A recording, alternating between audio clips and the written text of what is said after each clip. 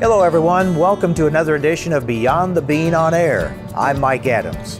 In this episode, we look at how sustainability and profitability can go hand in hand, some challenges facing the nation's grain transporting waterways, and how a group of farm women are sharing their story about agriculture with their non-farm peers.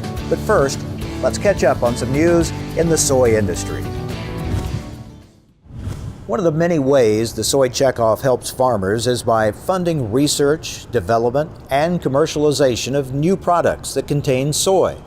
In 2012 alone, the checkoff helped bring 45 new soy-based products to market. This year's list includes new additions to some popular soy-based product categories, such as foam, candle wax, and elevator fluids. It also includes products in some completely new categories, like paintballs, gel mattress filling, and nail polish remover. Over the last 10 years, checkoff investments have helped expand industrial uses for soybeans by nearly 500%. Thanks to soy checkoff-funded research fellowships, U.S. soybean farmers now have two more of the best and brightest working for them in the areas of soybean genetics and production management, Zachary King and Eric Wilson.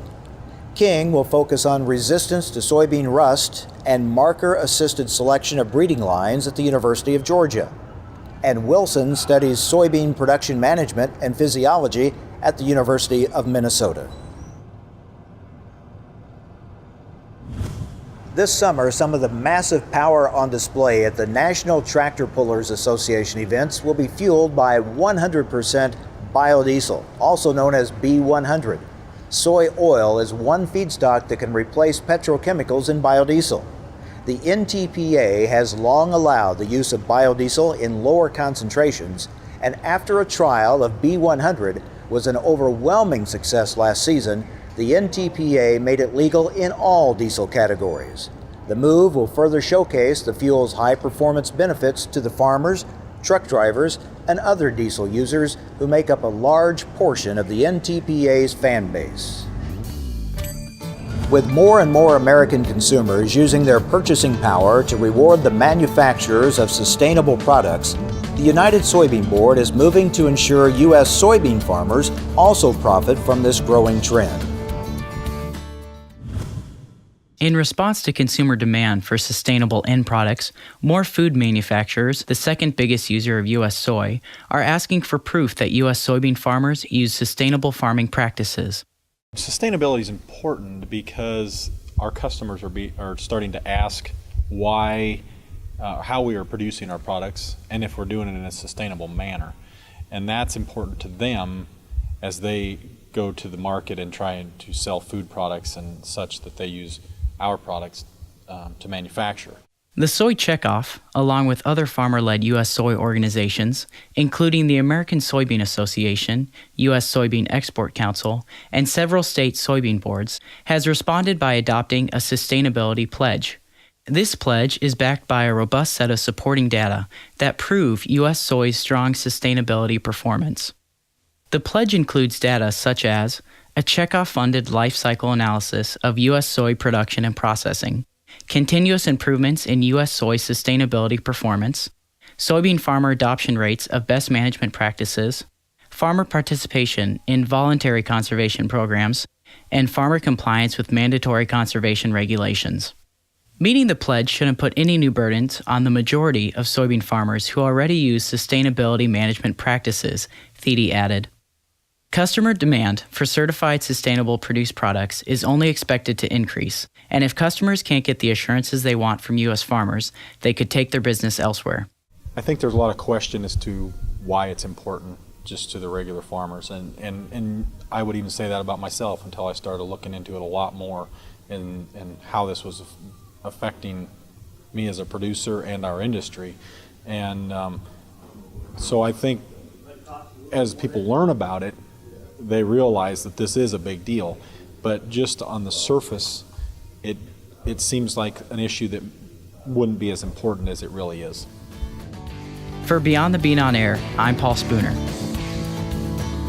Transportation is a key part of U.S. farmers' freedom to operate. That's why the soy checkoff continues to draw attention to the challenges brought by the shortcomings of the U.S. inland waterways. Let's learn more. As the current drought continues to worry farmers, it's also causing problems in getting soybeans and other commodities downriver and out to international customers. But the drought isn't the only problem plaguing the transport of U.S. ag commodities. The continued deterioration of the locks and dams along the inland waterway system represents a weakness in the reliability of the U.S. soy supply. The lock and dam system is the backbone of our transportation system for grain in this country. A recent study funded by the United Soybean Board, in coordination with the Soy Transportation Coalition, examines potential options for improving maintenance on U.S. locks and dams. One approach would be to place greater emphasis on maintaining the current lock and dam system rather than on new construction. This could take several forms, including minimal routine and preventive maintenance or more regular routine and preventive maintenance. Of course, the ideal situation would be providing regular routine maintenance and major rehabilitation. We're shipping nearly half of our soybeans out of this country to foreign markets, and in order to get them there as efficiently as we can and be competitive in the world market, we need this waterway system. It is estimated that within the next 50 years, major rehabilitation will be needed at all 171 U.S. lock sites. For Beyond the Bean on Air, I'm Greg Withers. Now let's learn about an initiative in which farm women volunteer to carry the truth about agriculture to their non-farming peers. Amid growing concerns that consumers aren't getting the real story about what goes into growing and raising their food, the Soy Checkoff joined the National Corn Growers Association to form a group called Common Ground. The program focuses on starting conversations between women who grow food on family farms and women who buy food for their families at grocery stores. There is so much information out there that is bad that we have to do this. We have to educate farmers to educate consumers to be able to continue in our business. Common Ground volunteers use their personal experience as farmers to talk with other moms about food choices. The first priority is to help consumers understand that their food is not grown by a factory. Rather, it's grown by family farmers who care and want everyone to understand and trust the process. Beth Chittenden's dairy is located just north of New York City. To spread the truth about modern dairy practices, Beth gives tours of her dairy to people from the city, many of whom are coming face-to-face with a cow for the first time. She also speaks at schools and takes every opportunity to start conversations with her non-farm peers. Any possible venue that I can talk to consumers, we need to be at, including fairs, food experiences, colleges, culinary school, to tell them about how safe all of their food is that we're growing.